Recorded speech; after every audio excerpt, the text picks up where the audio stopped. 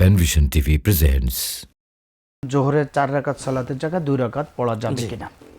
জোহরের যে সুন্নত রয়েছে মানে জোহরের আগের, জি এটি একেবারে সহিহ হাদিস দিয়ে, বুখারী মুসলিমের সহিহ হাদিস, 4 রাকাতও সাব্যস্ত, 2 রাকাতও সাব্যস্ত।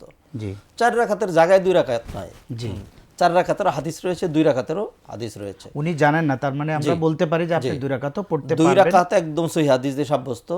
আর বিশেষ করে যদি কখনো এমন হয় যে উনি 4 রাকাত পড়তে চেয়েছিলেন, সময় কুলালো না, উনি 2 রাকাত পড়লেন, আর 2 রাকাত পরে পরে নিলেন, সেটা করতে পারেন।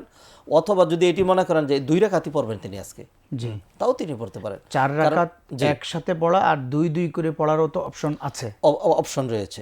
এই 4 রাকাতকে 2 নিয়ত পড়তে পারবে, 1 নিয়ত পড়তে পারবে, এটি একটি। আরেকটি হলো যে 4 রাকাত তিনি পড়বেনই না, মাত্র 2 রাকাতই পড়বেন, জি ইচ্ছা করেই পড়বেন। হ্যাঁ, এটির সুযোগ রয়েছে, একদম সহিহ হাদিস দিয়ে সাব্যস্ত এটি।